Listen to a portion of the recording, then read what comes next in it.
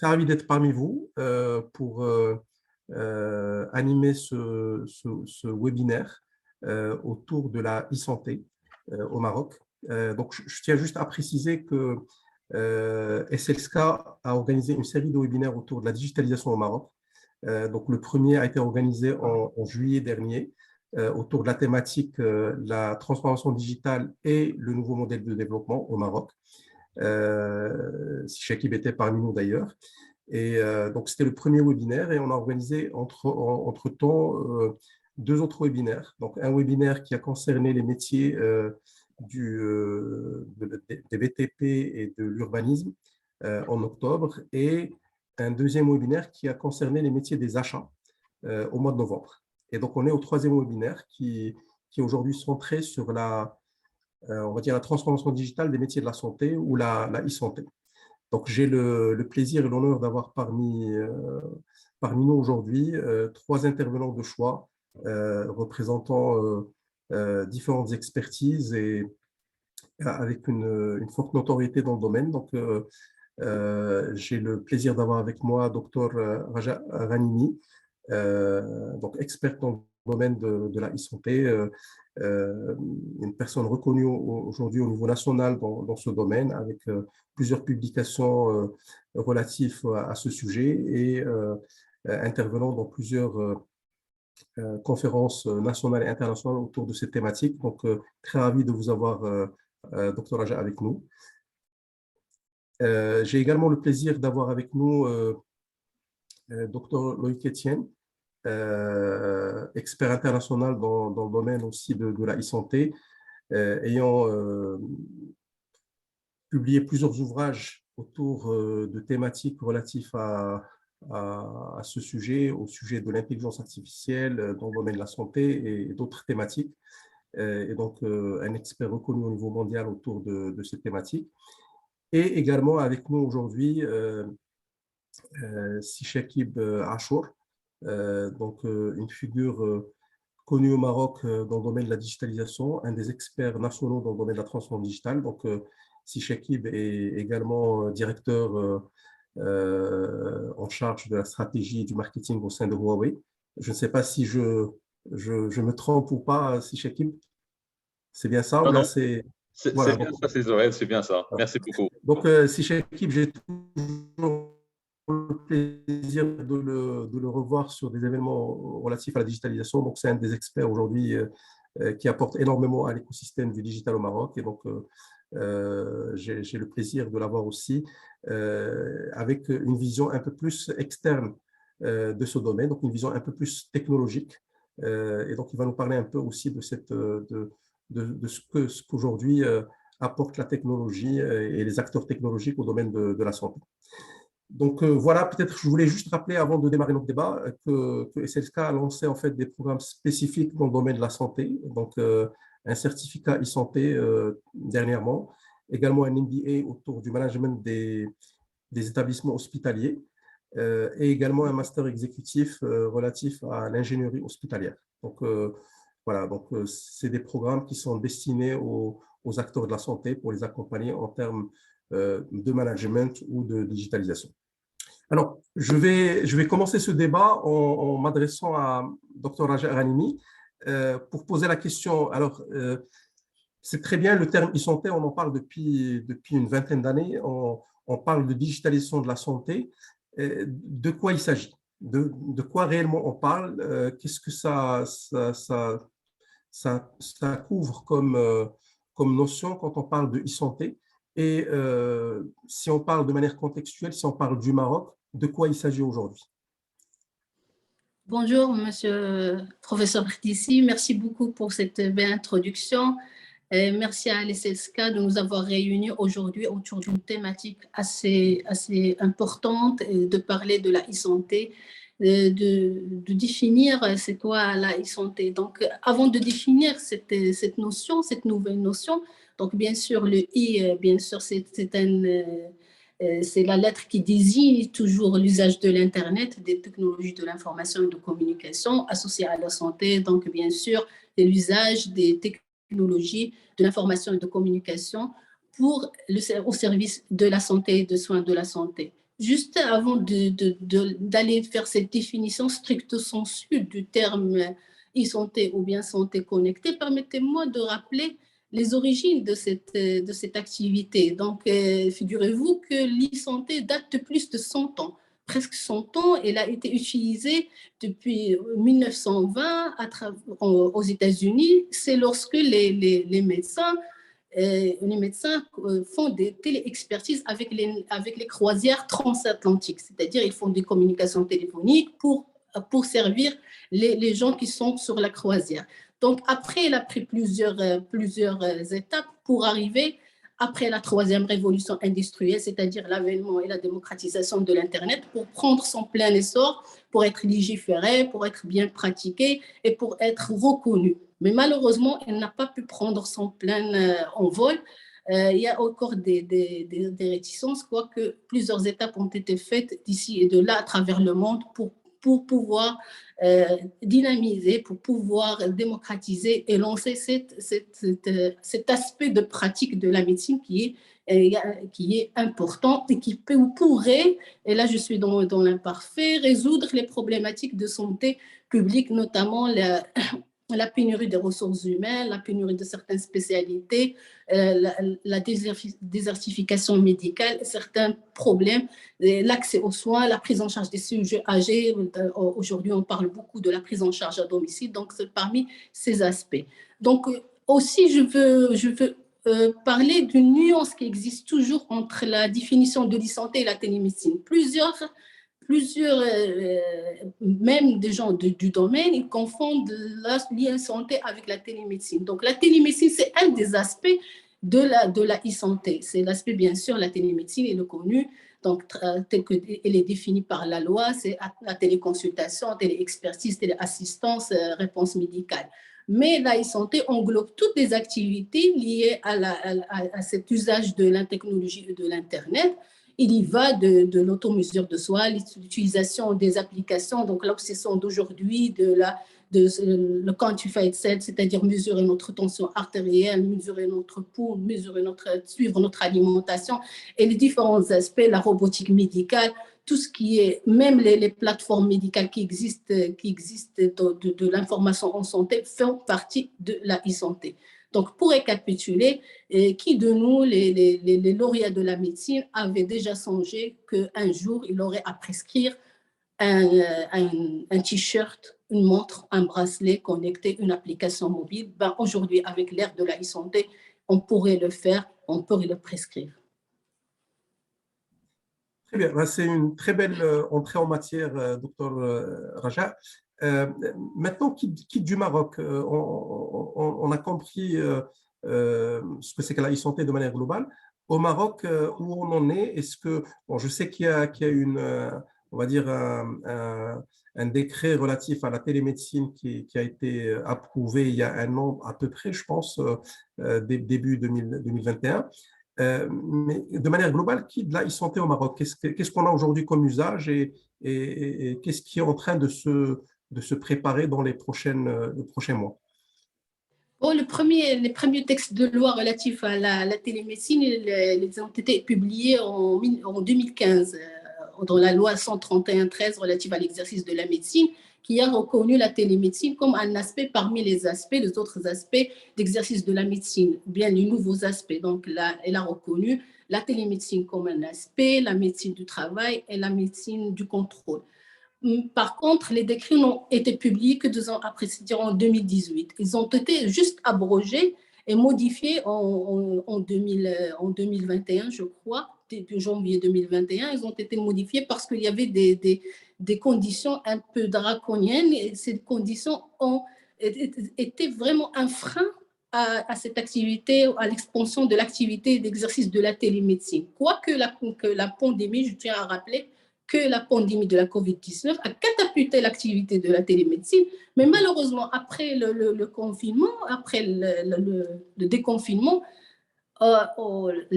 cette appétit, que ce soit des patients, que ce soit des professionnels de santé, des prestataires de soins, a connu elle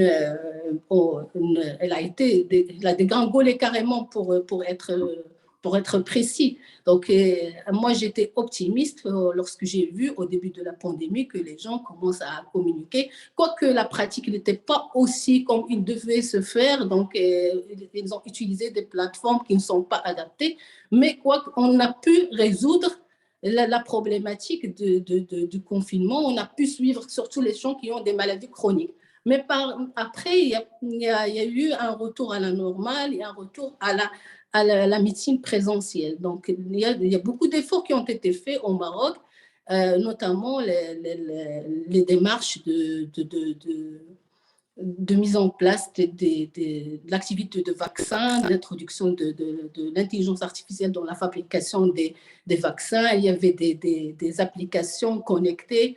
D'ailleurs, le respirateur ou bien le masque qui a été inventé. Il y a plein de choses, plein d'activités, mais il n'y a pas beaucoup de publicité autour de ce qu'on fait. Donc, on ne parle pas beaucoup de ce qu'on fait réellement et même la communauté médicale n'arrive pas à assurer cette transversalité, cette coordination pour transmettre les informations et les actualités de ce marché de dispositifs ou bien des dispositifs liés à la e-santé.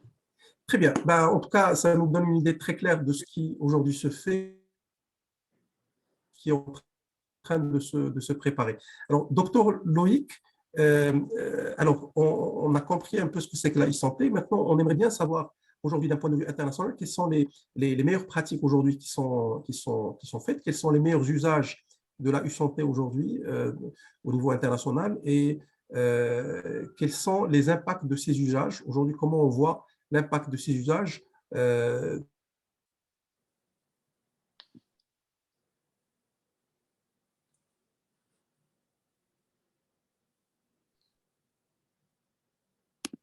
On est bloqué là.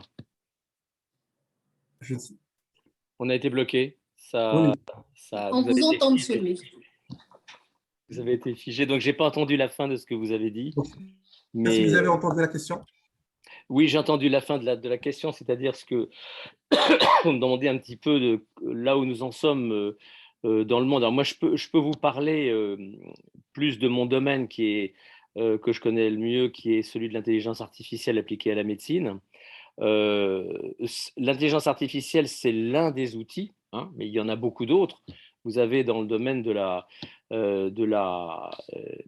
recherche sur les matériaux, sur les biomatériaux, sur les nanotechnologies, sur les robots, sur la génomique, même sur les ordinateurs quantiques qui vont nous aider à mieux comprendre un certain nombre de choses. Mais également la réalité virtuelle. La réalité virtuelle, ça fait partie de la e-santé. Maintenant, on arrive à faire des interventions dans lesquelles le chirurgien est aidé grâce à de la réalité augmentée et de la réalité virtuelle.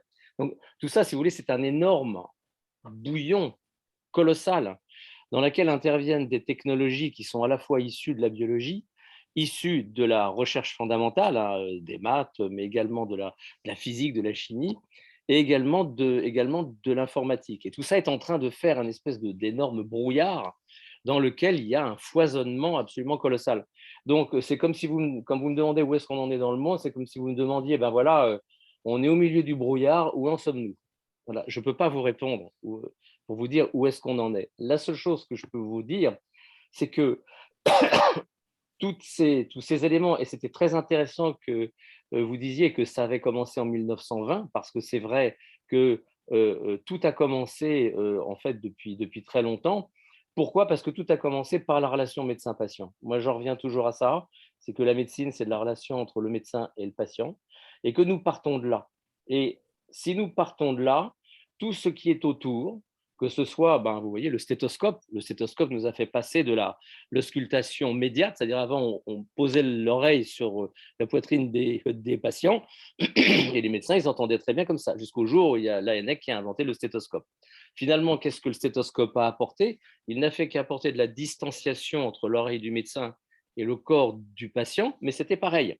Eh bien, si vous voulez, la télémédecine ou la e-santé, au sens large, ce n'est pas autre chose que ça, sauf que c'est avec des outils modernes, des outils complexes, et surtout dans un contexte qui est complètement différent parce que maintenant, le patient, en raison de son empowerment, c'est-à-dire de sa capacité à être, comment dire, presque gestionnaire de sa santé, et du fait également que les médecins sont obligés, de par les technologies, à utiliser des machines qui diminuent un petit peu leur pouvoir, bah finalement, tout le monde se recentre un petit peu. Et donc, ça veut dire que là, toutes les technologies qui sont employées sont des technologies qui, peu ou prou, empruntent à la fois, donc, comme je vous l'ai dit, aux biotechnologies, aux nanomatériaux. Je pense par exemple à cette petite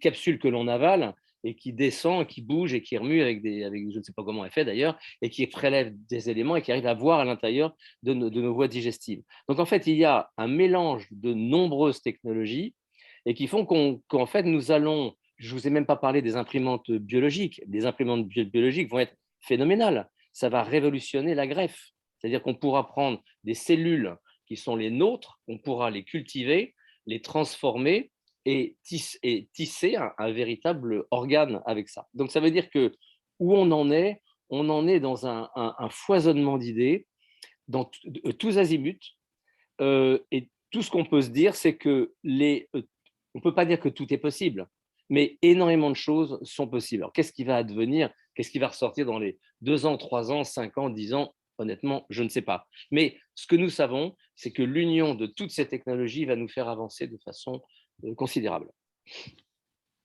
Alors, je me permets de poser une question parce que j'ai vu, par exemple, une start-up il y a quelques années en Suède qui en fait permet de faire justement avec l'impression biologique des organes as a service, c'est-à-dire que en fait on transpose le monde cloud ou le monde on va dire du per use ou de l'usage au domaine des organes. Est-ce qu'il n'y a pas des questions justement quand on parle de ce type de technologie, est-ce qu'il n'y a pas des questions éthiques qui peuvent aussi être posées de manière indirecte?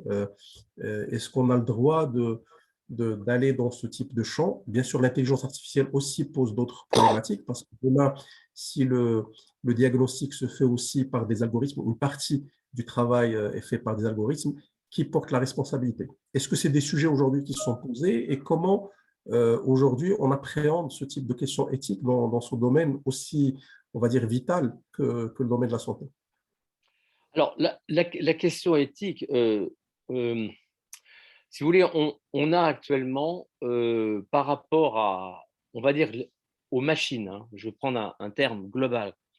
Ce que j'entends par machine, c'est aussi bien les IoT, c'est-à-dire les capteurs, voilà, que les robots, etc. Enfin, donc des machines physiques, que des intelligences, c'est-à-dire des algorithmes qui sont capables de les piloter et de les comprendre.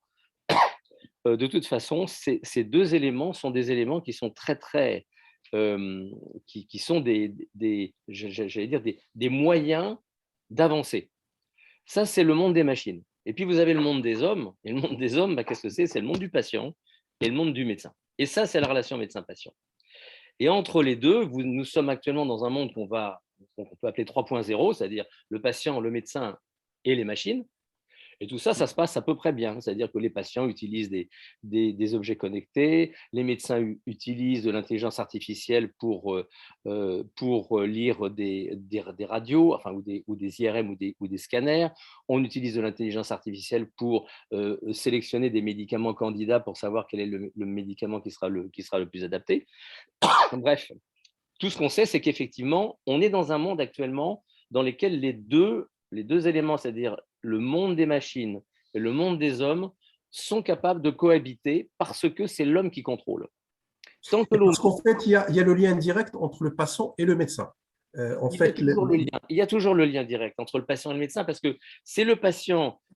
Le patient vient voir le médecin. Vous savez, aux échecs, on dit on joue les blancs ou on joue les noirs. Hein. Et ben, le patient, c'est lui qui joue les blancs. C'est lui qui vient dire voilà, docteur, je viens vous voir parce que.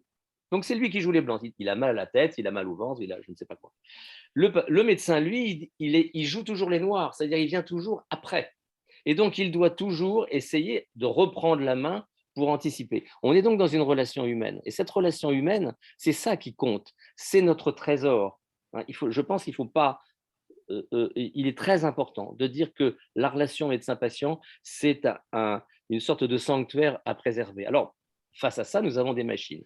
Et ces machines nous posent des problèmes. Elles nous posent des problèmes parce que, bon, on a fait un certain nombre de lois sur la bioéthique, on a fait un certain nombre de lois sur différentes choses, mais on intervient toujours a posteriori, c'est-à-dire une fois qu'on a un problème, on dit « Ah ben voilà, c'est ça, il ne fallait pas le faire ». Mais nous n'avons pas de capacité d'anticipation sur l'éthique, justement, parce que ça va très, très vite. Et donc, il faut arriver, ça c'est enfin moi c'est ma façon de penser, je pense qu'il faut prendre de la hauteur, c'est-à-dire qu'il faut aller plus vite que la machine, il faut passer par la réflexion sur nous dire qu'est-ce que c'est que la condition humaine, qu'elle est finalement, est-ce que la maladie fait partie, est normale ou non, est-ce que la mort fait partie de la vie, oui ou non, est-ce que quand nous serons des êtres bioniques à 50%, à 60%, à 70%, nous serons toujours des êtres humains. Et donc ça, ce sont des choses sur lesquelles il faut réfléchir. Et la réflexion éthique, je pense qu'elle commence par ça et elle doit être au sein de notre réflexion à tous, dès le départ, je pense. En fait, c'est toute la problématique que pose ce secteur. On a vu pendant la pandémie comment beaucoup de gens se sont élevés contre on va dire des mesures de restriction très importantes en mettant en avant le fait que chercher le trop peu de morts ne doit pas nous imposer à créer le peu de vie. Donc, il y a vraiment un compromis entre le fait d'éviter la mort et en même temps le fait de profiter de la vie. Donc, c'est effectivement des questions, à mon avis, au-delà effectivement de la question éthique, il y a aussi des questions philosophiques comme vous venez de le dire. Alors, je m'adresse à Chekib. Je pense qu'on va être un peu plus sur des sujets pratiques. Je sais que vous avez participé à énormément d'initiatives au Maroc pour faire de très belles, on va dire, réalisations dans le domaine de la santé pendant la période Covid. J'aimerais bien avoir ta perspective d'expert dans le domaine de la transformation digitale pour d'abord comprendre d'une certaine manière qu'est-ce qui se fait aujourd'hui au Maroc de manière très concrète, qu'est-ce qu'aujourd'hui le digital fait aujourd'hui dans le domaine de la santé au Maroc et qu'est-ce qui aussi se fait au niveau international, quels sont aujourd'hui les grands usages qu'on est en train d'inventer.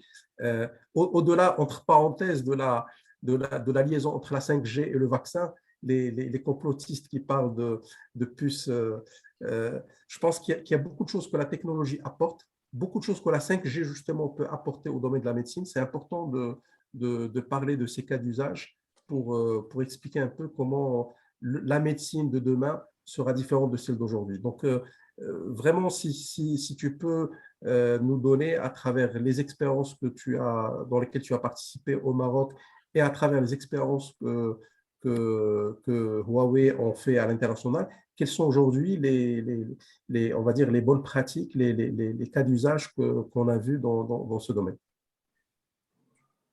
Merci Sohail.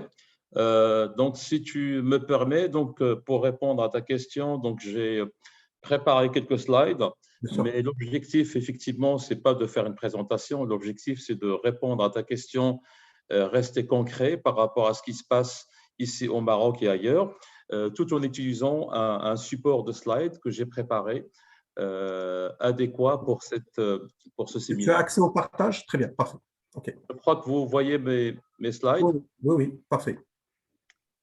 Voilà, donc en fait, vous voyez bien, donc ça c'est la première page, on est en plein dedans. Donc, nous sommes en période de pandémique de Covid, donc vous voyez bien le premier slide. Juste l'image qui est au-dessus, c'est un radio d'un patient qui est atteint de Covid, qui a été traité par nos algorithmes d'intelligence artificielle. Et à gauche, c'est une photo qui a été pendant notre expérience chez HU de Casablanca. Et la photo juste en dessous, donc en fait, c'est des robots qui ont été mis en place en Chine pendant la pandémie. Donc, parce que quand le Covid était là, il fallait faire face au Covid. Et tout le monde avait peur. Et donc, il fallait trouver des solutions. Et la solution que la Chine a trouvée avec l'apport de Huawei et d'autres partenaires, c'est de mettre en place ce qu'on appelle des robots qui sont guidés par la 5G et qui utilisent l'intelligence artificielle pour aider justement le corps médical. Alors, pour être concret, la première chose, il faut dire que Covid a beaucoup changé par rapport à notre quotidien. Je ne vais pas rentrer dans le détail parce que c'est des choses que vous connaissez, mais il y a une chose aujourd'hui qui est très importante. On sait plus qu'avant que aujourd'hui, le digital est très important. Et plus encore, c'est la connectivité. La connectivité aujourd'hui permet aux élèves de suivre des cours à distance, mais surtout aujourd'hui, la connectivité permet de sauver des vies. Alors aujourd'hui, l'ITU, donc l'Organisation internationale de télécom, elle est en train d'envisager de changer ce concept de connectivité.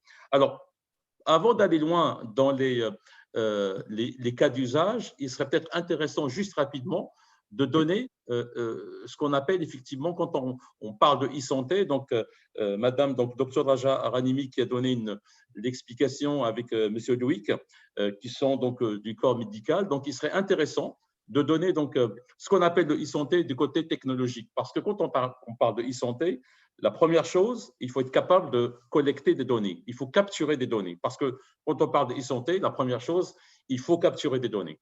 Et donc, une fois que ces données sont capturées, il faut qu'il y ait un réseau pour qu'on puisse véhiculer ce réseau. Il faut qu'il y ait un réseau pour qu'on puisse véhiculer les données. Une fois que les données sont véhiculées par le réseau, il faut qu'ils soient traités dans une plateforme de cloud, une plateforme d'intelligence. Et tout ça, si vous voulez, repose sur des piliers qui sont très importants. Et si vous regardez sur ce slide-là, il y a un concept qui est très important et on parle de all things sensing. Tout doit être capturé, tout doit être connecté et tout doit être intelligent. Et tout ça doit reposer sur 6 piliers que vous voyez en bas qui sont la connectivité broadband, les data centers, le cloud computing, le big data, l'intelligence artificielle et l'Internet des objets. Donc, une fois qu'on a parlé de ce concept, si vous voulez, de capturer des données connectées et l'intelligence, il est intéressant de donner donc un overview qui est plus important de ce qu'on appelle de e-santé. Quand on parle de e-santé aujourd'hui, selon effectivement notre point de vue côté Huawei et puis aussi d'autres, je dirais, sociétés qui sont dans le même marché que nous, pour nous, en fait, on essaie d'adresser 3 choses. Alors, quand on regarde sur ce slide-là, on essaie d'adresser la première chose, c'est la télémédecine. Donc, premièrement, c'est être capable de faire de la téléconsultation à distance, de la télééducation aussi, parce qu'il faut bien partager les connaissances entre les docteurs et en même temps l'éducation. Après, donc, il y a la partie, ce qu'on appelle l'Internet des objets. Dans l'Internet des objets, on va parler des robots, on va parler de beaucoup de choses, on va parler effectivement des données qu'on va effectivement capturer à partir des patients. Et la troisième chose qui est très importante, c'est ce qu'on appelle le dossier médical. Le dossier médical, c'est un sujet qui est très important et c'est un sujet crucial aujourd'hui au Maroc, qu'on a du mal encore à traiter parce que ça relève de la souveraineté des données et ça relève effectivement d'avoir un cloud souverain pour traiter ces données et pour traiter effectivement ce dossier de patient. Alors, une fois qu'on a parlé de ces 3 choses qu'on gère, la télémédecine, l'Internet des objets et le dossier de patient, alors pour traiter tout ça, quand on regarde sur ce slide-là, il faut aller en bas, on va mettre en place je dirais donc ce qu'on appelle des outils et des objets pour capturer des données. Ça, c'est la première chose. Et là, je reviens au slide que j'ai partagé avec vous tout à l'heure. Il faut être capable de capturer des données. Et une fois qu'on a capturé des données, on va passer un petit peu en haut. On va utiliser un réseau pour effectivement transporter ces données vers une plateforme. Et la plateforme, elle est en haut. Et là, vous allez voir, c'est une plateforme de cloud, de big data et d'intelligence artificielle. Donc, c'est un peu le schéma, si vous voulez, aujourd'hui, technologique qui permet de traiter aujourd'hui la partie e-santé. Maintenant, par rapport à ta question, Zohair, ce que tu m'as posé comme question, oui, effectivement, pendant la pandémie, avec l'accord du gouvernement, nous avons mis en place un test avec le CHU de Casablanca. C'est un test qui est schématisé donc, dans ce slide-là. En fait, aujourd'hui, comme vous savez très très bien, dans la partie radio, donc, on utilise donc, le système PACS qui permet effectivement de donner l'image radio, donc, comme vous le voyez sur ce slide-là. Le radiologue, il passe un peu de temps pour analyser donc, la radio et donc après, donc, vous avez un diagnostic au bout d'un certain nombre de minutes. Ce qu'on a mis en place, c'est un algorithme, ce qu'on appelle assistant donc, pour diagnostic de Covid. Et donc, en fait, l'image qui vient du patient, donc, en fait, Une fois que le docteur il détecte que le patient était malade, donc il passe une radio pour voir quelle est effectivement l'atteinte au niveau du poumon. Donc cette radio-là, donc, elle est traitée par l'intelligence artificielle. Alors, je ne vous cache pas la vérité, au début, donc, les résultats, ils n'étaient pas bons parce que nous sommes en face des algorithmes d'intelligence artificielle qui utilisent du machine learning. Et donc, il faut des données. Il faut des données. Et donc, on a fait plusieurs tests. Et après plusieurs tests, nous sommes arrivés quand même à 95%, 98% de réussite, mais avec un temps extraordinaire en termes de diagnostic, pour sortir le diagnostic très, très précis. Et je répète encore, pour moi, c'est une expérience très importante parce que les docteurs avec qui j'ai travaillé, les radiologues, ils étaient vraiment très, très intéressés au début, ils se posaient des questions, mais finalement, en fait, ils ont compris que l'intelligence artificielle, c'est un outil qui leur permet de faciliter, je dirais, le travail et avoir un diagnostic assez précis mais rapide, mais le docteur, le radiologue, il reste toujours maître à bord. Donc ça, c'est une expérience qui a été mise au Maroc pendant le Covid. Donc, il y a d'autres choses qui sont en cours, qui vont venir. Alors, j'ai d'autres expériences que je peux partager avec vous, donc je ne vais pas montrer la parole tout de suite. Donc, on va y revenir, Chakib, tout à l'heure. Par contre, je me permets de… en fait, tu as, au tout début, résumé en fait, un peu la télémédecine d'une certaine manière. Je vais me permettre, juste pour susciter le débat, de dire, est-ce qu'on peut considérer que l'exercice de la médecine, en grosse partie, nécessite beaucoup d'informations, beaucoup de capture de données, beaucoup de transmission de données et beaucoup d'analyse de données. Est-ce qu'on peut, d'une certaine manière, considérer que ça fait partie, ou ça représente une grosse partie de ce que fait de l'exercice médical en soi, docteur Raja? Oui, en fait, vous avez raison pour avoir, et d'ailleurs, c'est ce qui a été dit dans les slides de M. Achour, que pour avoir un très bon résultat, il faut avoir très bonne base de données. C'est parce qu'à partir de la richesse de la base de données, l'entraînement des algorithmes serait beaucoup plus performant. Donc là, je vais revenir sur un point important de l'exercice de la médecine lui-même à l'ère de l'intelligence artificielle. Donc, comment il serait métamorphosé carrément avec l'avènement de l'intelligence artificielle. C'est exactement, en fait, c'est pour ça que je pose la question, parce qu'en fait, la médecine, de manière générale, enfin, le médecin, il se base sur des données, certainement, dans la majorité des cas. Donc, c'est des données biologiques, c'est des données, on va dire… radiologiques, ça peut être des données, on va dire, qui sont relatives au patient, à l'analyse du patient. Et donc, sur la base de ces données, il va faire d'abord un diagnostic qui est une sorte d'analyse de ces données pour pouvoir sortir avec un résultat. Et par la suite, bien sûr, au-delà du diagnostic, il y a bien sûr toute la partie prescription thérapeutique. Exactement. Donc, voilà, je voulais, c'est pour ça que je voulais de manière provocante poser la question pour justement arriver à la question de l'intelligence artificielle. Est-ce que tout ça ne va pas d'une certaine manière remplacer une grosse partie de ce que fait le médecin? En fait, l'avènement de l'intelligence artificielle, de la e-santé dans sa globalité va impacter l'exercice de la médecine, va impacter même l'architecture des métiers et de la fonction du médecin. Donc, je vais commencer, il y a des métiers qui vont être développés, qui vont bien profiter de cette technologie. Il y a des métiers qui vont peut-être disparaître ou bien être remplacés par d'autres aspects de l'exercice. Et surtout, pour être optimiste, cette intelligence artificielle, cette e-santé va booster l'approche collaborative.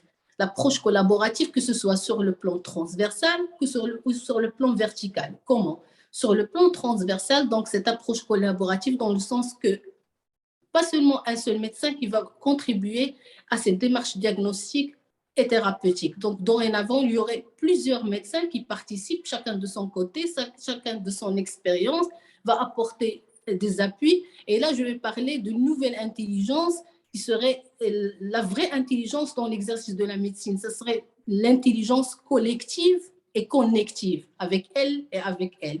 Donc, dans la mesure où plusieurs médecins participent à une prise en charge. Donc, ça va raccourcir, d'une part, le délai du diagnostic et le délai thérapeutique. Ça va augmenter la performance thérapeutique, bien sûr, bien évidemment. Et ça va surtout, et ça le point le plus important, ça va améliorer l'accès aux soins. Et si l'accès aux soins, moi je considère que c'est un point de douleur maroco-africain. Donc le citoyen marocain et le citoyen africain a toujours cette difficulté d'accès aux soins, d'accès à des spécialités et d'accès à des structures de soins polyvalentes, surtout dans les régions éloignées. Dans le sens vertical, donc cette approche collaborative ou participative entre le médecin et le patient lui-même, parce que le patient d'aujourd'hui, c'est un e-patient. Donc lorsqu'il se présente, le patient d'aujourd'hui n'est plus le patient d'hier, il ne sera plus le patient de demain. Il vient déjà avec une idée diagnostique, c'est avec le web, avec cette démocratisation de l'information médicale, l'accès à l'information. Donc, il vient toujours chez le médecin avec un savoir. Certes, c'est un savoir profane, mais il vient toujours avec des idées et des savoirs. Donc, elle a besoin d'une participation, d'une discussion. Donc, il a besoin de plus d'empathie et de communication avec son médecin. Il a besoin de comprendre. Donc, même le processus de soins classique, c'est une approche paternaliste, c'est-à-dire c'est un contrat sachant-exécutant. Le médecin, c'est le sachant et le patient, c'est l'exécutant. Aujourd'hui, ce n'est plus ce contrat. Ce sont un contrat sachant avec un niveau de savoir différent, donc ils participent. Donc l'approche participative, il y a aussi l'approche préventive. Donc on va se placer avec l'intelligence artificielle et avec la e-santé, on va se placer en amont de la maladie. C'est-à-dire avec la génétique, le développement des algorithmes, comme a dit M. Achour, donc on va se placer toujours avant la maladie. On va pouvoir faire de la prévention en utilisant les plateformes et le profiling. Donc actuellement, on sait que les réseaux sociaux arrivent de faire le profiling selon vos désirs. Ils vous donnent le contenu qui vous convient. Donc, idem pour la prévention, on peut transmettre le message de prévention personnalisé selon le profil. C'est-à-dire, moi, si je suis diabétique, je vais ouvrir mon timeline et je trouve des informations qui me concernent en tant que diabétique. Et le troisième point, c'est, je ne vais pas dire le mot que dit toujours Dr Laurent Alexandre, que je respecte, certains métiers sont écrabouillés par l'intelligence artificielle. Donc oui, moi je vais dire plutôt, ils sont tellement augmentés avec l'intelligence artificielle comme la radiologie, la biologie, la génétique. Donc là, les algorithmes vont prendre une part beaucoup plus importante. D'ailleurs, même la dermatologie, donc dernièrement, on a vu, pas dernièrement, c'est en 2018, l'université d'Oxford a développé un algorithme qui arrive à détecter le mélanome à partir d'une photo, donc avec une acuité de 98% quand même. Donc à partir des photos ou bien des lésions élémentaires, on peut arriver ou bien accompagner l'intelligence, accompagner le diagnostic du médecin. Donc toute l'architecture des métiers, il sera transformée, mais l'OMS avait prévu dans un dernier rapport que presque 30 millions d'emplois seront créés avec, je veux dire emploi, ce n'est pas métier, avec l'avènement de l'intelligence artificielle de la e-santé.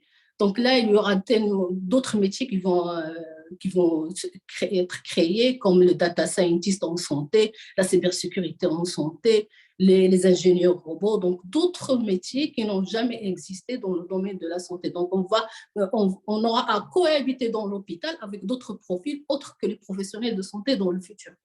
Tout à fait d'accord. On a vu dernièrement, par exemple, des ransomware qui ont été, en tout cas des demandes de rançon qui ont été faites à des hôpitaux en arrêtant en fait tout le système hospitalier. Enfin, il y a eu des attaques de ce type sur certains hôpitaux dans le monde, notamment dans le contexte Covid, ce qui bien sûr peut avoir des conséquences néfastes en termes de vie. Docteur Loïc, la question effectivement, elle est importante de dire comment le métier va d'une certaine manière évoluer dans les prochaines années, comment les métiers de manière générale relatifs, les métiers médicaux, comment ils vont évoluer. Maintenant, beaucoup de médecins, dans des pays comme le Maroc, en Afrique, mais aussi dans d'autres pays, se posent certainement aussi la question, tout ça c'est très bien, mais nous aujourd'hui, il y a d'autres contraintes qui sont posées, il y a des contraintes parfois qui sont relatives à la prise en charge des patients, il y a des contraintes parfois d'équipement, il y a des contraintes d'éloignement quand on parle de patients. Comment on va dire la e-santé peut aider le médecin dans l'exercice de base de son métier, au-delà de la haute technologie? Je sais que le sujet de l'intelligence artificielle est votre spécialité, mais en même temps, on a besoin aussi de dire au médecin qu'est-ce que, en adoptant la e-santé, comment ça peut lui apporter de la valeur au quotidien, en l'aidant dans des choses très concrètes dans son exercice de métier au quotidien. Je vais vous donner un exemple. On a un problème. Enfin, parmi les problèmes, nous avons la question de la désertification médicale. Vous l'avez au Maroc, nous l'avons en France. En France, ça va être encore plus rapide puisque dans 5 ans, nous aurons 20% de médecins en moins. Nous avons des problèmes d'accès aux soins absolument épouvantables. Et nous ne savons pas très bien comment nous en sortir, à part essayer de prendre des médecins de droite et de gauche qui viennent en France pour pallier au fait que nous n'avons pas été assez clairvoyants pour former le nombre de médecins qu'il fallait. On est donc dans une désertification médicale qui est à la fois géographique, temporelle et sectorielle. On ne peut pas rester comme ça. Il va falloir qu'il y ait une transmission, qu'il y ait un glissement. Et nous avons une loi, la loi HPST, donc l'équivalent, je pense, de ce que vous avez voté au Maroc il y a 1 an. La loi HPST de 2010 a été votée, attribuant en particulier la nécessité de la délégation des tâches avec téléexpertise, téléassistance, etc., tout ce que le docteur a décrit tout à l'heure. Mais nous avons cette problématique, c'est que si nous ne déléguons pas des tâches essentielles à des professionnels de santé qui ne sont pas médecins, nous ne nous en sortirons pas. Et l'intelligence artificielle est un moyen, non pas de transformer une infirmière, un pharmacien, un ambulancier, un ostéopathe, un kiné, un orthoptie, etc., en un médecin, bien sûr, mais c'est quelqu'un qui est au contact de la population et qui, aidé par une intelligence artificielle, peut déjà l'interroger et lui permettre déjà de faire du débrouillage et de transmettre ça à un médecin distant. Nous, c'est ce que nous faisons avec Medvir. On a donc une IA qui est actuellement capable de faire 1200 environ. Maintenant, on va avoir des tas de maladies rares, donc on va être à peu près à 1100 maladies sur les 17 000 existantes. Donc, vous voyez, on commence à être pas trop mauvais. Il en reste encore à faire, bien entendu. Et nous arrivons à détecter, à soupçonner un diagnostic avec une efficacité de 87%, simplement par l'interrogatoire. On n'examine pas, on ne prend pas d'examen complémentaire, on ne prend pas de résultats de biologie ni de rien, simplement l'interrogatoire, c'est-à-dire le dialogue, les questions que l'on pose. Et la sémiologie en médecine, vous savez, c'est essentiel. En général, les vieux médecins disent que dans 8 cas sur 10, avec un bon interrogatoire, ils trouvent le diagnostic. Et les 20%, c'est avec les examens complémentaires. Alors, en quoi l'IA peut intervenir? C'est que justement, cette IA peut donner des outils à des non-médecins pour que ces non-médecins puissent aller sur place au contact du patient. Mais vous avez les postiers, vous avez les assistants sanitaires, vous avez des tas de gens qui pourraient véhiculer. On parle de prévention, tout à l'heure on a parlé de prévention. Ben, un postier qui va voir une personne âgée à son domicile et qui lui apporte une lettre recommandée, eh ben, il peut faire un petit interrogatoire de prévention rapide et savoir si cette personne, elle risque pas de se casser la figure parce qu'elle a des rallonges ou que ceci, ou qu'elle ait des tapis, ou qu'elle est mal suivie. Vous voyez. Donc, il peut y avoir de la part de la société civile des retours d'informations gérés par de l'intelligence artificielle et qui vont aboutir à de la donnée valable. Je reviens sur ce discours de données. La donnée est importante à partir du moment où elle est contextualisée, où elle est fiable. Si on fait manger à une machine en machine learning des données qui sont fausses, la machine, elle raisonnera moins bien. On se rend compte que dans les algorithmes existants en connexionnisme, toutes les IA connexionnistes qui se sont lancées dans le diagnostic comme nous l'avons fait, plus elles mangent de données, moins elles sont compétentes. Alors que ceux qui sont partis avec des systèmes symboliques, c'est-à-dire de l'apprentissage, on va dire, j'allais dire assez traditionnel, en nourrissant la machine de données certaines et fiables, eh ben, ils sont de plus en plus performants. Donc, ça veut dire que nous pouvons, avec une IA qui a des données fiables et de bonne qualité, donc c'est important d'avoir des données certaines, hein, des données de bonne qualité. On peut arriver à doter des non-médecins d'outils qui vont leur permettre d'aller au contact du patient et d'améliorer l'accès aux soins. Parce que l'un de nos problèmes, c'est l'accès aux soins. Et le problème du médecin, pour en revenir à votre question, c'est bien sûr d'envisager un diagnostic, mais c'est surtout de se dire, mais comment je vais faire pour arriver à venir, à venir en aide à tous ces gens que je ne peux même pas prendre parce que je travaille 15 heures par jour. Donc, les outils que nous allons avoir, s'ils sont bien utilisés et si les médecins acceptent de les utiliser, nous allons pouvoir améliorer les flux, c'est-à-dire diminuer les flux d'entrée en amenant le patient à moins aller aux urgences à tort et à travers, à peut-être se prendre plus en charge sur des problèmes simples, peut-être au contraire à sonner le tocsin parce qu'il y a peut-être un risque d'AVC ou un risque d'infarctus à côté duquel ils sont en train de passer. Et donc, d'avoir donc une amélioration des flux en amont du médecin et une amélioration des flux en aval du médecin en aidant le médecin à mieux prescrire, à prescrire moins d'examens complémentaires, mais des examens complémentaires plus ciblés. Donc, vous voyez, ce sont deux exemples dans lesquels je vous dis simplement sur l'accès aux soins, et je n'ai parlé que de ça, que de l'accès aux soins, l'intelligence artificielle aidée par les outils connectés, les objets connectés qui sont essentiels, eh ben, vont nous permettre, que ce soit pour les maladies chroniques ou pour les maladies, enfin les problèmes urgents, on va pouvoir véritablement améliorer les choses simplement sur ce petit domaine-là. Et tous les autres domaines, c'est pareil. Parfait. Alors, juste pour revenir à Shakib, donc toujours en parlant du même sujet, donc je sais que vous avez aussi fait pas mal de choses à l'international sur des sujets relatifs justement à l'intelligence artificielle. C'est vrai que la question, encore une fois, se pose de manière assez on va dire, importante sur la séparation entre le rôle du médecin et le rôle des algorithmes. On a très bien compris qu'aujourd'hui, les algorithmes et les solutions de type intelligence artificielle sont plus là pour augmenter le rôle du médecin, pour lui permettre de se concentrer sur ce qui est, on va dire, son propre, et qui est plus la relation avec le patient, le fait d'entretenir cette relation avec le patient. Est-ce qu'il y a d'autres expériences qui peuvent être présentées, qui vont, on va dire, être concrets, qui parleront de manière claire de quel type d'apport ce type de solution peut avoir pour le médecin dans son métier? Oui, donc en effet, donc Zohair, ça va permettre aussi de compléter donc, la réponse de M. Loïc. Donc effectivement, aujourd'hui, pour faire face à cette pénurie de spécialistes, de docteurs, etc., c'est là où effectivement la 5G, le cloud et l'intelligence artificielle peuvent apporter des solutions.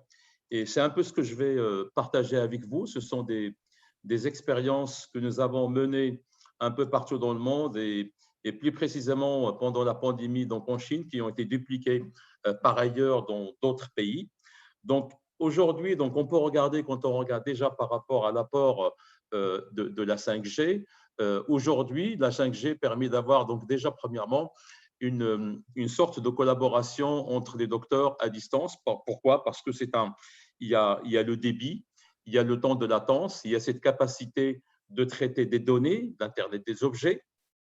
Donc, la première chose, c'est de pouvoir effectivement partager les données entre différents docteurs pour faire un diagnostic très précis. Donc, premièrement, c'est protéger le personnel médical et réduire le risque d'infection. Donc, quand on parle d'une collaboration à distance, ça permet d'avoir une consultation à distance et analyse je dirais donc des pathologies donc en temps réel. La deuxième possibilité qui est juste en bas, c'est ce qu'on appelle le remote diagnostic. Et là, le remote diagnostic, aujourd'hui, on voit très, très bien avec l'échographie. Donc, on a aujourd'hui la possibilité à ce que le docteur peut faire l'échographie à distance. Et là, je vais vous montrer donc un cas d'usage que nous avons mis en place. Et également ce qu'on appelle le remote protection. Le remote protection, aujourd'hui, nous avons mis en place des outils qui permettent effectivement à ce qu'il y a plus de protection pour effectivement éviter donc, les infections. Alors, un des cas d'usage, le basique, le premier qui a été mis en place, ce sont des robots.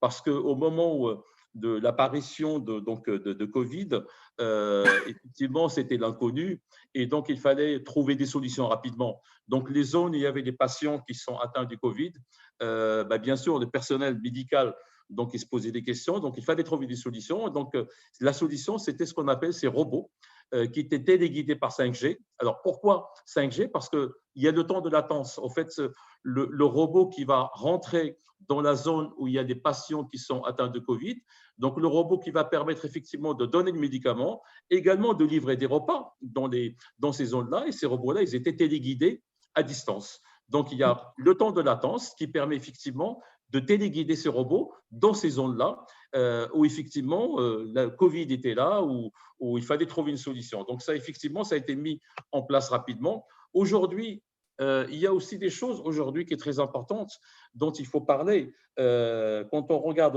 aujourd'hui dans les hôpitaux, dans la plupart des hôpitaux, il y a un vrai problème de connectivité à l'intérieur des hôpitaux. Il y a certaines zones où on n'a pas une couverture.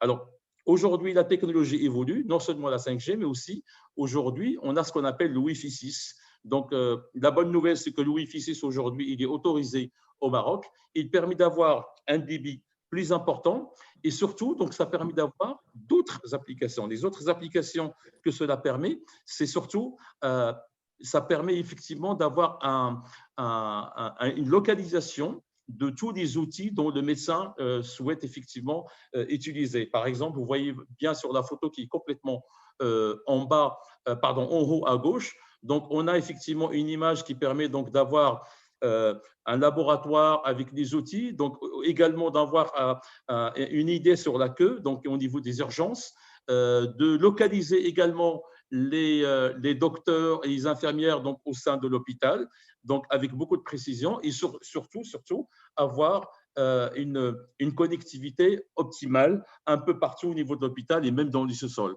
Alors là, il y a un cas d'usage, donc c'est le cas de l'échographie. Alors bien sûr, donc, nous ne sommes pas spécialistes de la santé Huawei, donc on travaille avec des partenaires. Et là, ce que vous voyez bien, donc il y a une machine à gauche, ce qu'on appelle le Dr. Hand, il y a une machine à droite qui est destinée côté patient. Et là, on utilise un réseau 5G et ça permet effectivement de faire l'échographie à distance. Et encore une fois, donc là, vous avez cette relation entre le docteur et le patient. Et ça permet effectivement de faire face à ces problématiques aujourd'hui de manque d'échographes. Donc, ça permet effectivement d'aller très, très vite et donc d'utiliser même un échographe qui est à distance dans une autre ville qui permet effectivement de faire l'échographie donc à un patient qui se trouve dans une autre ville. Donc, cela permet d'améliorer l'efficacité du diagnostic, la réduction du coût des soins de la santé et aide effectivement d'avoir un accès aux soins pour la plupart des patients. Alors, donc ça, c'est un autre cas d'usage donc au niveau d'aujourd'hui qu'on utilise. Et donc, c'est un peu de la même chose. Donc, ça, c'est pour le cas le problème, c'est aujourd'hui, c'est le cas des malades qui sont atteints du Parkinson, qui ne peuvent pas se déplacer. Et il fallait mettre en place des mécanismes et des outils qui permettent effectivement de le suivre. Et donc, c'est un peu dans le même la logique que le slide que j'ai présenté avant. Donc, vous voyez bien, donc à gauche, c'est le Dr. Hand, et à droite, c'est le côté patient. Et donc, ça permet au docteur d'être en contact, encore une fois, avec le patient par des solutions de vidéoconférence, et également des outils nécessaires pour faire le diagnostic et suivre l'état du malade. Donc, effectivement, donc là encore, c'est un autre cas d'usage. Aujourd'hui, on parle de plus en plus de l'ambulance connectée. C'est une réalité. Aujourd'hui, l'ambulance connectée qui dispose d'un réseau 5G avec des outils d'Internet des objets, où le docteur, donc avec le patient dans l'ambulance, il peut effectivement faire le nécessaire. Il est en contact en temps réel avec un centre de commandement dans un hôpital et avec des spécialistes. Ça permet d'avoir un meilleur accueil pour le patient et donc gérer le malade ou le patient avec des meilleurs soins et d'une manière plus efficace. Donc voilà, donc j'ai essayé de partager avec vous un certain nombre de cas d'usage et on a parlé de l'intelligence artificielle. Aujourd'hui également, on utilise l'intelligence artificielle et le high performance computing. Donc, M. Louis, tout à l'heure, il a parlé de les ordinateurs quantiques qui sont effectivement, qui donnent beaucoup de performance. Mais aujourd'hui, déjà, avec le high performance computing et l'intelligence artificielle, on arrive à trouver donc des combinaisons des molécules extraordinaires. Ça permet donc d'accélérer le traitement, donc de trouver le meilleur traitement adéquat pour un certain nombre de pathologies. Alors, le but dans ce slide-là, ce n'est pas pour aller très très loin avec vous dans le détail, mais aujourd'hui, pour plusieurs pathologies, donc on utilise aujourd'hui de plus en plus des algorithmes pour les traiter. Donc, c'est un peu ce que j'explique un petit peu sur ce tableau-là. Et je vais arrêter là pour l'instant, donc je reprends la main par la suite.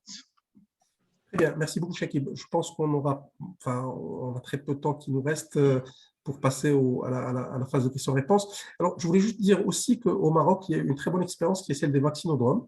Donc, on a vu certains vaccinodromes au Maroc qui ont été complètement équipés, digitalisés. Donc, tout le parcours du patient dans le processus de vaccination, il a été digitalisé. Et donc, ça, c'est aussi un très bon exemple de comment la technologie peut aider, parce qu'en fait, au lieu que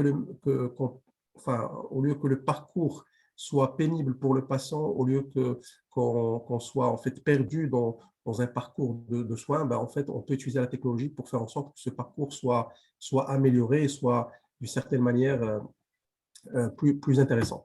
Alors, je vais peut-être juste revenir pour… alors, il ne reste pas encore une fois beaucoup de temps, donc je voulais peut-être avoir juste quelques dernières réflexions de votre part, donc au sujet de si aujourd'hui, en fait, on a très bien compris que cette digitalisation, cette e-santé est le futur. On a très bien compris que ça va impacter de manière fondamentale les métiers. On a compris que ça va être complémentaire par rapport au rôle du médecin. On a compris qu'il y a des cas d'usage qui sont très intéressants, qui se font ailleurs et qui peuvent aussi être on va dire, apportés au Maroc. Maintenant, de manière assez, on va dire, concrète, comment, si on a des médecins probablement qui suivent ce débat, ils veulent, on va dire, rentrer dans ce domaine, ils veulent adopter la e-santé, comment un médecin ou un professionnel de santé, pour être plus large, comment ils doivent s'y prendre, quelles sont les premières étapes, par quoi ils doivent commencer et comment ils peuvent être guidés dans un processus de digitalisation ou de passage à la e-santé, on va dire.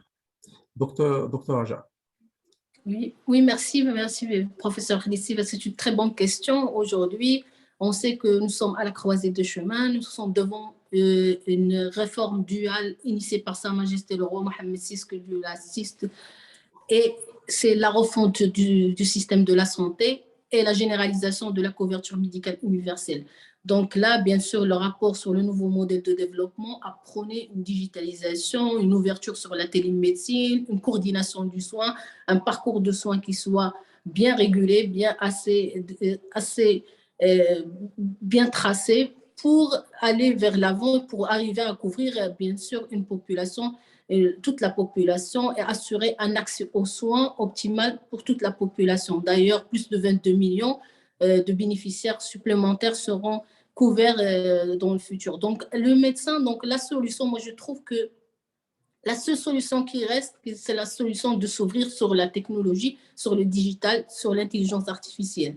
Donc, quels sont pour les médecins, les futurs médecins, il faut évoluer vers une génération, c'est une obligation aujourd'hui, ce n'est pas un effet de mode. Il faut évoluer vers une génération de médecins technophiles.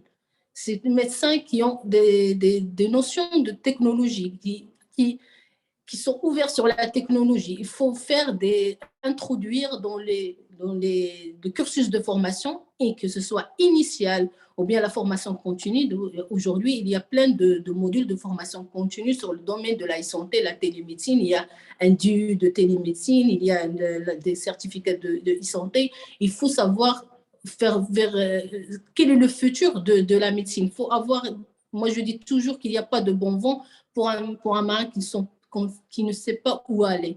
Donc là, il faut bien voir le futur, s'ouvrir sur les technologies, s'ouvrir sur ce qui se fait ailleurs, avoir la possibilité de communiquer avec d'autres médecins. Donc aujourd'hui, tous les médecins font de la téléexpertise. Il n'y a pas un autre médecin qui ne fait pas une téléexpertise avec un confrère. On le fait d'une manière officieuse et on le fait d'une manière avec des plateformes parfois qui ne sont pas adaptés aux besoins de la téléexpertise. Alors, pourquoi ne pas s'ouvrir sur les plateformes qui sont sécurisées, des plateformes éthiques pour pouvoir faire cette activité, bénéficier de l'activité, bénéficier de la savoir de l'autre, s'ouvrir sur la technologie pour donner un soin meilleur à nos patients parce que la finalité, c'est d'ouvrir le meilleur soin à nos patients. Très bien. Merci beaucoup, docteur Raja. Docteur Loïc, vous êtes président de Medvir et vous faites des choses extraordinaires en utilisant l'intelligence artificielle dans l'accompagnement des médecins. Comment des solutions comme Medvir, comment on peut, d'une certaine manière, créer une adoption ou pousser une adoption des médecins de ces solutions innovantes dans le domaine, des solutions innovantes qui se basent sur l'intelligence artificielle et qui apportent de la valeur aux médecins. Et comment, on va dire, créer ou pousser ou favoriser l'adoption de ce type de solutions?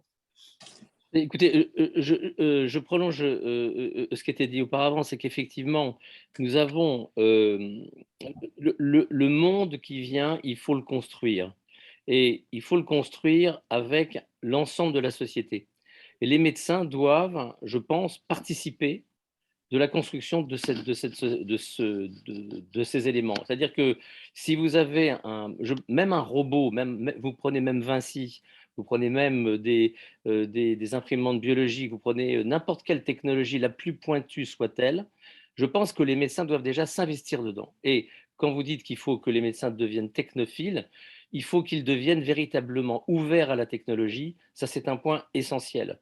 Et dans la formation des médecins, je pense qu'il est essentiel qu'on les forme justement aux technologies du futur, de façon à ce qu'ils apprennent à dialoguer avec les machines qui auront été créées par les industriels, mais sous l'impulsion des médecins. Donc déjà, je pense que les médecins, il faut qu'ils s'emparent du système.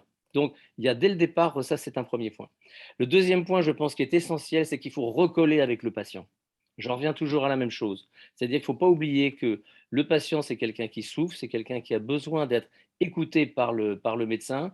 Il y a une relation humaine qui se crée et de plus en plus, malheureusement, depuis 40 ans, vous savez, moi, ça fait 40 ans que je fais de la médecine, 40 ans que je fais de la régulation et de la médecine d'urgence, et je me rends compte de plus en plus qu'il y a une sorte d'écartement entre le monde des patients et le monde des médecins, parce que les médecins, nous n'écoutons plus assez. Nous ne sommes plus des soignants, nous sommes des traitants. Et qui sont les soignants? Ce sont les infirmières, ce sont les kinés, ce sont les pharmaciens, ce sont tous les gens qui sont des professionnels de santé non médecins. Et je pense que le deuxième axe qui est très important, c'est que les médecins recollent avec la sémiologie. Pourquoi? Parce que si nous voulons avoir des données de bonne qualité pour que les machines digèrent des données de bonne qualité, il faut qu'elles soient fournies à la machine par des médecins qui savent de quoi ils parlent. Et quand ils parlent d'une migraine, d'une ataxie, d'une dysurie ou d'une maladie de Parkinson, etc., ils sachent très exactement de quoi ils parlent, avec les bons mots, avec les bonnes ontologies. Et puis le dernier point, je pense qu'également, il y a on en revient pareil à ce qu'on a dit précédemment, que les médecins n'aient pas peur. Les médecins, nous avons peur de plus en plus parce que nous voyons notre univers qui se restreint. Or, je pense au contraire qu'il faut faire confiance à la relation médecin-patient, il faut faire confiance à la technologie et prendre, nous les médecins, notre place à l'intérieur de ce dialogue avec la machine. Donc, je pense qu'il y a un univers fantastique qui s'ouvre pour les médecins, mais il va falloir qu'ils changent de métier. Il va falloir que nous changions de métier. Et bon, moi, je suis un vieux médecin, vous voyez, mais si je devais recommencer la médecine, eh ben, je redémarrerais, sans doute, je serais passionné par les nouvelles technologies et passionné par la relation médecin-patient. Voilà les deux axes qui me semblent véritablement essentiels pour l'évolution des médecins. Donc, en fait, un médecin plus humain, plus Oui. lié au patient et en même temps plus digital, donc plus Oui. ouvert à la technologie au futur. En fait, ça fait un très bon résumé, docteur Loïc. Je vais terminer avec mon ami Shakib. Je pense que ce que vient de dire docteur Raja et docteur Loïc est quelque chose qui est important. Comment, en fait, aujourd'hui, on peut d'un côté pousser à l'adoption de manière large de la technologie et du digital, Alors, juste petite parenthèse, mais je trouve que dans le cadre du MBA que vient de lancer les CELSCA dans le domaine de la transformation digitale, on a un généticien d'un côté, un pharmacien. Ce qui veut dire que les professionnels de la médecine s'intéressent de plus en plus à la question du digital et aux questions qui sont relatives à la technologie. Donc, comment pousser d'une certaine manière les médecins à adopter plus de technologie et en même temps à humaniser plus leur relation avec le patient? Comment vous voyez ce… Je sais que c'est pas forcément, je veux dire, une question technologique, mais connaissant l'humaniste que tu es, donc je me permets de te poser cette question. Je pense que, comme tous les métiers aujourd'hui, donc on assiste à une révolution, à une transformation et à une évolution du rôle. Donc, il n'y a pas longtemps, j'étais à une conférence avec une université marocaine au Remède et qui sont en train de lancer aussi une formation ingénieur-médecin. Ça paraît un petit peu bizarre, mais effectivement, donc aujourd'hui, on peut se poser la question. Donc aujourd'hui, le médecin, il doit être non seulement familier avec les outils de la transformation digitale et la technologie de l'intelligence artificielle, mais il doit être complètement imprégné avec ces technologies. Et encore une fois, donc, moi, quand je regarde l'historique de la médecine, quand on regarde, moi je ne suis pas médecin, mais quand on regarde rien que le généticien, comment il pratiquait son métier il y a 20 ans, avec le généticien d'aujourd'hui, ça n'a rien à voir. Donc aujourd'hui, le généticien qui travaille avec les génomes, il utilise effectivement des machines de high performance computing, il utilise l'intelligence artificielle. Donc aujourd'hui, donc, il y a une évolution de rôle qui s'impose et qu'il faut que tout le monde doit accepter. Maintenant, moi je pense que cette évolution technologique, c'est une chance pour les citoyens parce que ça va effectivement bénéficier aux citoyens parce que tous les citoyens, ils auront effectivement accès aux soins. Et effectivement, on a parlé beaucoup de ces pénuries de spécialistes ou de radiologues, etc., où c'est là, effectivement, la technologie permet effectivement d'y remédier. Et donc, ça permet effectivement de démocratiser les soins. Et là, je reviens donc, je dirais donc au nouveau modèle de développement. Nous en avons parlé hier, donc, Zohair. Donc, j'ai regardé donc, sur l'annexe numéro 2, parce que beaucoup de personnes donc, qui ont lu le nouveau modèle de développement, donc l'annexe 2, probablement beaucoup de personnes ne l'ont pas lu, mais sur l'annexe 2, il y a des projets qui sont très, très clairs et qui sont définis avec des objectifs. Alors, dans ce schéma-là, l'idée, ce n'est pas de rentrer dans le détail de tous les objectifs qui sont, enfin, pardon, les projets qui sont et qui ont été donc identifiés par le nouveau modèle de développement, mais au moins faire le focus sur le projet, ce qu'on appelle la couverture sanitaire universelle. Et donc là, effectivement, dans la deuxième colonne, vous voyez très, très bien qu'il y a des objectifs qui sont clairs. Et pour effectivement arriver à ces objectifs-là, premièrement, donc il faut une révolution et une transformation digitale à tous les niveaux, que ce soit au niveau des hôpitaux, des docteurs, au niveau de CNSS, au niveau des pharmacies. Donc tout ça, il faut que ça soit lié par la connectivité, le cloud. Donc un système dans lequel effectivement tout le monde doit être déclaré. Et finalement, tout ça, donc ça va faciliter le travail pour le médecin, premièrement, et ça va permettre effectivement, ça va faire bénéficier donc le citoyen d'accès aux soins. Donc voilà un petit peu donc ce que je voulais partager avec vous. Très bien, parfait. Merci beaucoup, Chekib. On a eu déjà quelques questions, donc je voulais partager avec vous la première question donc, de Ishaq Kali qui pose la question: est-ce que les services de télémédecine sont remboursés par l'assurance maladie? Donc c'est peut-être Dr Raja. Oui. Justement sur les différents, notamment le rapport pour le développement économique, elle a prôné, comme j'ai dit, une démocratisation de l'activité de télémédecine. Et cette démocratisation veut dire une remboursabilité. Pour le moment, les prestations de la télémédecine, que ce soit la téléconsultation, que ce soit la téléassistance, que ce soit la télésuivi, ne sont pas encore remboursables. Mais moi, je comprends la réticence des organismes d'assurance maladie. D'ailleurs, c'était le cas en France. il fallait mettre des garde-fous avant de s'aventurer dans une expérience de remboursabilité, parce qu'aujourd'hui, on sait tous que le mot-clé n'est pas l'interdiction, mais plutôt la régulation. Donc, il faut mettre des garde-fous, il faut mettre des règles, il faut mettre une hiérarchisation et des règles de remboursement avant d'aller voir les étapes de remboursement. Mais la remboursabilité, je dirais, un prérequis important, un prérequis pour accélérer l'accès à cette télémédecine, pour encourager les praticiens, bien sûr. On ne peut pas faire quelque chose… bien sûr, si je ne serais pas remboursé, si mon patient ne sera pas remboursé, je n'aurai pas la main facile à faire une téléconsultation. Je vais opter pour une médecine présentielle, comme ça, je vais remplir et faire le processus classique de remboursement. Donc là, la question de remboursabilité, c'est un prérequis nécessaire pour faire avancer les choses. Je sais que certaines assurances sont en train de travailler là-dessus. Oui.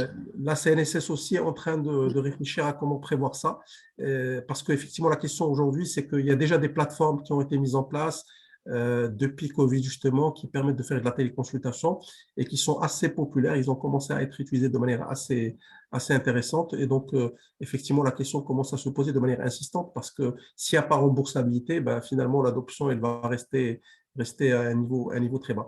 Alors, deuxième question, Chekib, en fait, il y a une question qui est relative à la donnée. Donc, tout ça, c'est très bien, mais où est-ce qu'on va stocker cette donnée relative qui va être générée par l'ensemble de ces outils, sachant que c'est une donnée critique, c'est une donnée, on va dire, importante et fondamentale et privée des patients. Comment on envisage cette question au Maroc et quelles sont les solutions qui peuvent être proposées sur le plan technologique? La solution, c'est de disposer ce qu'on appelle d'une innovation souveraine. Et quand on parle de l'innovation souveraine, c'est de disposer de la possibilité de stocker les données au niveau territoire national, donc au Maroc. Donc, c'est-à-dire qu'il faut disposer d'un data center et d'un cloud national. Dans ce cloud national, il faut qu'il y ait une infrastructure qui est dédiée à ce qu'on appelle un cloud médical. Et ce cloud médical, il doit être géré par le gouvernement, traité par le gouvernement et installé au Maroc, qui suit bien sûr toutes les règles de cybersécurité pour traiter effectivement donc les données et également protéger les données du patient. Donc oui, donc effectivement, donc ces données doivent être sauvegardées dans un cloud souverain médical national.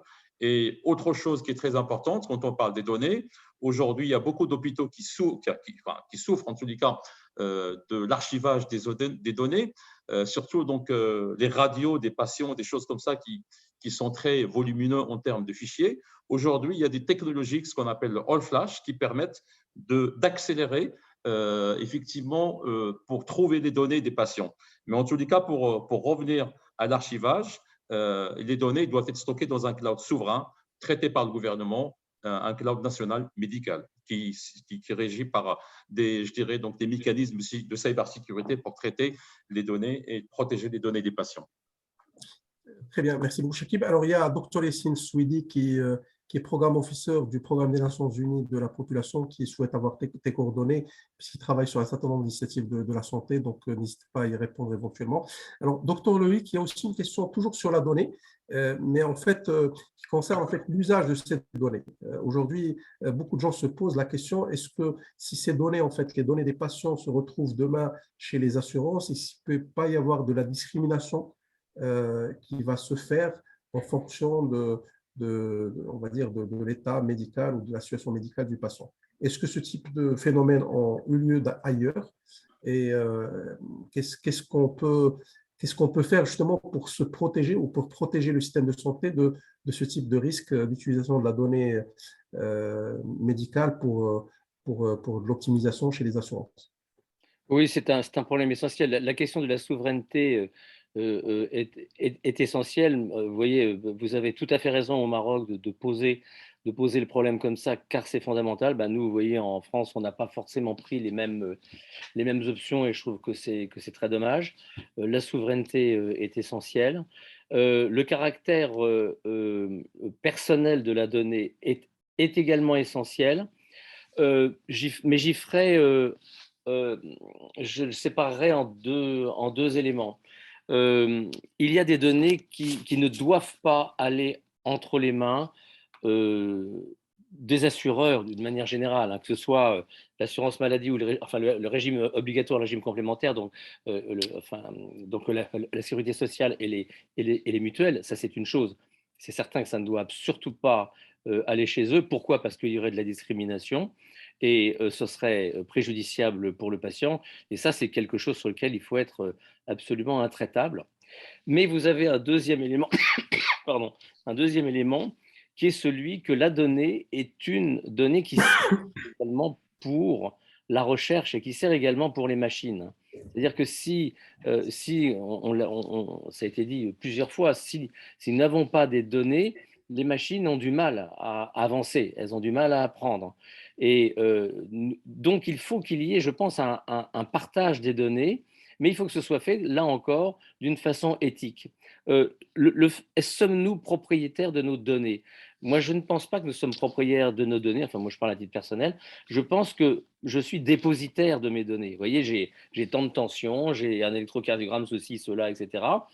Ce sont des données qui m'appartiennent, mais celui qui pourrait en être propriétaire, c'est M. Spengler qui a inventé le tensiomètre ou Einthoven qui a inventé l'électrocardiogramme. Nous sommes dépositaires de données et je pense que ces données, nous devons les donner justement, les faire partager au monde de la médecine parce que c'est comme ça que l'on va pouvoir faire avancer les choses. Alors il faut mettre des garde-fous. Il faut mettre des garde-fous juridiques, et là encore des garde-fous éthiques. Mais il ne faut pas non plus que l'éthique nous étouffe et fasse que les machines se trouvent asséchées ou alors qu'elles absorbent des données qui soient indigestes, voire fausses, et qu'elles finissent par faire n'importe quoi. Donc, je pense que la donnée doit être, là encore, un élément raisonné qui doit être vu avec un regard éthique. Là encore, je crois que là encore, l'éthique est au centre de toute chose. Et ce que disait Rabelais, hein, science sans conscience n'est que ruine de l'âme. Bon, c'était un vieux proverbe, mais qui est toujours aussi actuel, toujours aussi actuel. Mais en fait, docteur Loïc, je pense que la question que vous avez posée est fondamentale parce que ça dépend peut-être pas que des questions d'éthique, mais aussi du modèle de société. Quand on est dans un modèle, on va dire, un peu plus collectiviste, l'espace individuel se rétrécit d'une certaine manière au service de la collectivité. Et d'ailleurs, c'est ce qu'on a vu aussi pendant Covid. C'est toute la question entre l'espace individuel et l'espace collectif ou le collectif qui se joue quand on parle justement de données privées et de données personnelles, de données médicales.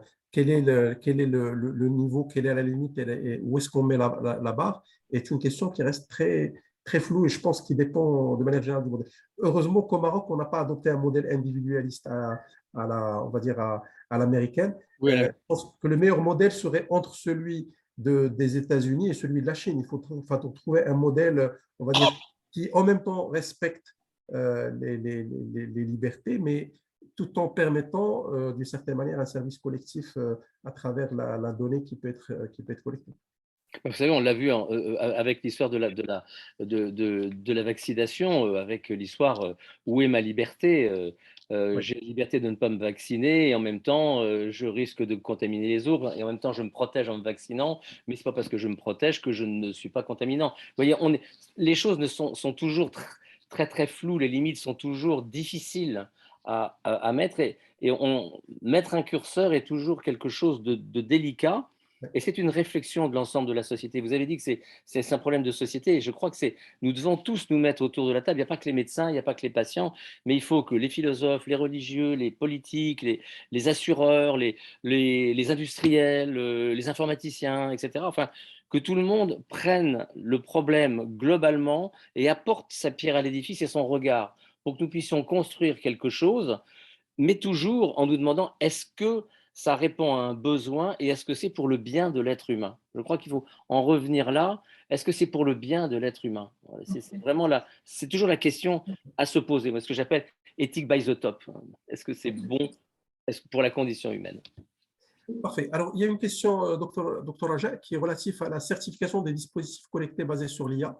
Est-ce que les organismes comme la DMP, est-ce qu'ils sont outillés pour certifier ce type de produit aujourd'hui? Est-ce que la loi on va dire, et permet justement de certifier de produits aujourd'hui ou pas? Jusqu'au jour d'aujourd'hui, moi, je n'ai pas d'informations précises. Je ne crois pas qu'il y a un processus spécifique au niveau des organismes de certification par rapport. À mon avis, il faut avoir un processus de certification pour chaque type de dispositif. Pour, par exemple, une application mobile n'aurait pas le même processus de certification comme un pancréas artificiel ou bien un dispositif connecté. Donc là, il y a la question d'intégrité de données, il y a la question de qualité de données, il y a la question de confidentialité de données. Par exemple, si j'utilise moi une application sur mon portable pour suivre mon activité physique, mon pouls, est-ce que ces informations sont exploitées? Comment ils sont utilisés? Est-ce que c'est une donnée médicale? Est-ce que c'est une information à caractère sensible? Donc, il y a beaucoup de travail à faire en amont avant d'arriver pour imaginer ce dispositif de certification.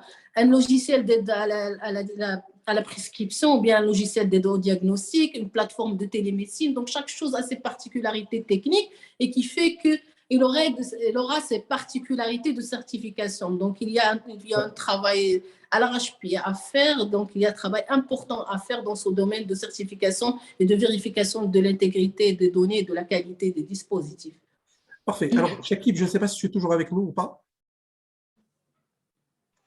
Alors, peut-être juste, oui, il nous reste très peu de minutes pour terminer, donc peut-être juste un petit mot de la fin avant de nous quitter, et puis on passera, enfin, on fera une certaine conclusion, enfin, avec Dr Raja et Dr Loïc. En tous les cas, pour moi, donc, le mot de la fin, c'est aujourd'hui, le digital, c'est de le considérer comme une nécessité parce qu'aujourd'hui, on a très, très bien vu pendant la pandémie donc, la nécessité d'avoir une infrastructure digitale. Et M. Loïc, tout à l'heure, il a parlé beaucoup, il a insisté effectivement sur les problématiques aujourd'hui qu'on connaît donc, en France, mais au Maroc et un peu partout. Donc, le manque de spécialistes, le manque de radiologues, etc. Et c'est là, effectivement, aujourd'hui, le digital pour rendre service aux spécialistes parce que ça permet de partager les données et ça permet également d'apporter des soins à tous les citoyens. Et dans un autre registre également, ça permet effectivement un soin équitable parce qu'aujourd'hui, l'Internet des objets permet effectivement de soigner des gens qui sont distants, qui sont des zones qui sont complètement loin des villes et ça permet effectivement d'avoir un soin optimal pour tous les citoyens. Donc aujourd'hui, c'est une nécessité. Et aujourd'hui, l'intelligence artificielle, il faut le considérer comme un outil formidable qui permet effectivement d'apporter plus de précision. Et c'est à la portée effectivement des médecins, mais c'est juste un outil. Donc, c'est toujours le médecin qui prend la décision. Mais aujourd'hui, quand on assiste à cette accélération de traitement, et même aujourd'hui, on se pose des questions par rapport à cette accélération de rythme de trouver des vaccins, c'est grâce à l'intelligence artificielle, le high performance computing et aujourd'hui une nouvelle technologie qui permettent d'accélérer aujourd'hui les recherches scientifiques. Merci beaucoup, Chakib. Merci pour ta présence. Alors, juste peut-être pour terminer, et en même temps, en fait, pour conclure, Dr Raja, quelles seraient en fait les actions importantes et urgentes à faire? Et je vais peut-être aussi vous poser la question par rapport à la question de la formation. Donc, il y a une question qui dit tout ça va avoir un impact sur la formation médicale et paramédicale. Qu'est-ce qui va être prévu, qu'est-ce qui doit être prévu justement pour préparer ce médecin du futur, pour changer cette mentalité et pour améliorer cette perception par rapport à la technologie? Oui, il faut tout simplement introduire des modules relatifs à l'intelligence artificielle, à l'e-santé, dès le cursus initial d'un médecin. Il faut travailler le côté parallèle, je vais dire, de la technologie parce que le médecin, comme a dit Dr Loïc Etienne, il sera augmenté par l'intelligence artificielle, par les applications de e-santé. Donc, il est augmenté. Donc, sur le plan technique, il n'aura pas de problème. Il serait augmenter. Mais par contre, on doit travailler des modules de plus sur l'empathie, sur la communication du médecin avec son patient, sur des volets des choses, la transversalité, l'analyse. Donc, ce sont ces choses qui ne seront pas concurrencées dans le futur par la machine. Donc, il faut travailler le cursus de formation, la formation continue pour le médecin qui exerce déjà. Donc, il faut être toujours à jour. Il faut travailler sur l'information. Donc, l'information, les plateformes d'information médicale, il faut mettre à la disposition des médecins une plateforme, un site Internet dans lequel on met à chaque fois toute invention, toute nouveauté qui se crée dans le domaine des applications, des dispositifs médicaux connectés. Donc, il faut qu'ils soient à jour. Il suffit de consulter le site pour avoir toutes les nouveautés, toutes les informations, toutes les choses qui se trouvent sur le marché. Donc, il faut parler, il faut toujours parler, il faut faire des initiatives de communication, il faut faire des congrès dédiés à la question de la e-santé, il faut faire des modules de formation. J'invite les associations de médecins spécialistes, généralistes, les acteurs, les ONG de travailler sur cette question. Je tiens à saluer déjà les initiatives portées par l'association de télémédecine. C'est une association qui travaille à l'arrache-pied, qui a fait beaucoup de choses pour faire parler, pour modifier. Donc, ils étaient derrière la modification du décret. Ils ont prôné pour la modification du décret qui était assez complexe pour l'exercice de la télémédecine au Maroc. Donc, je vais conclure et je vais dire aux médecins qu'aujourd'hui, l'intelligence artificielle ne remplacera jamais, je vais dire, et moi, c'est mon avis, ne remplacera jamais le médecin, mais les médecins qui utiliseront l'intelligence artificielle remplaceront peut-être ceux qui ne le feront pas. Excellente conclusion, Dr Raja. Peut-être juste petit rappel, SLSK a lancé plusieurs programmes dans le domaine de la e-santé, donc n'hésitez pas à contacter pour ces programmes. Il y a aussi, comme j'ai dit, le MBA relatif à la transformation digitale qui a été lancé entre SLSK et TLMI et qui va lancer en fait sa deuxième cohorte à partir du mois d'avril. Donc, je pense que c'est important d'accompagner les médecins en termes de formation, c'est important de s'ouvrir à la technologie et comme vous l'avez dit, c'est les médecins qui vont se faire augmenter par la technologie, qui vont probablement réussir les challenges de demain et peut-être remplacer ceux qui ne vont pas suivre ce trend. Docteur Loïc Etienne, une conclusion, quelques recommandations de votre part sur la télémédecine, sur le domaine de la e-santé de manière générale au Maroc et en Afrique.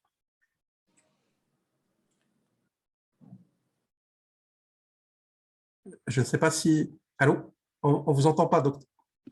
Pardon. Oui, tout a été dit par le docteur Hanimi, donc je ne peux que souscrire à tout ce qu'elle a dit entièrement sur le domaine de la formation. Et pour prolonger ça, je pense que, outre tout ce qu'elle a dit, qui est absolument essentiel, un autre élément qui, je pense, doit intervenir dans la formation des médecins, c'est l'écoute du patient.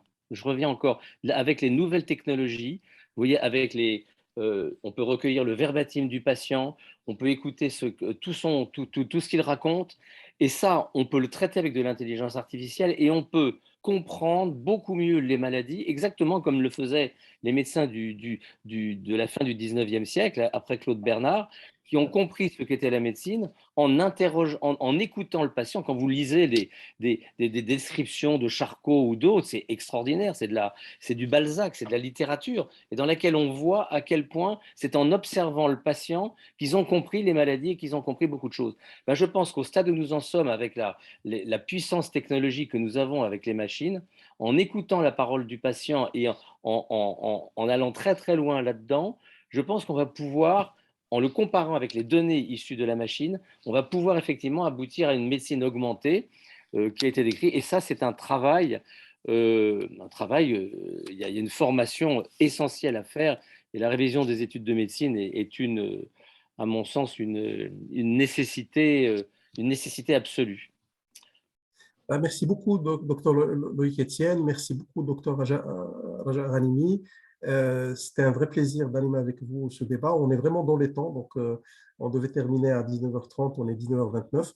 Je voulais juste terminer en disant que dans ce monde dominé par l'intelligence artificielle, cette médecine de demain ne se construira qu'en essayant tous d'être extrêmement plus intelligents, beaucoup moins artificiels et profondément plus humains. Merci encore pour votre attention et à très bientôt pour un prochain webinaire. Merci encore. Merci à vous. Merci. Très bonne soirée. Bonne soirée. Bonne soirée. Merci. Au revoir.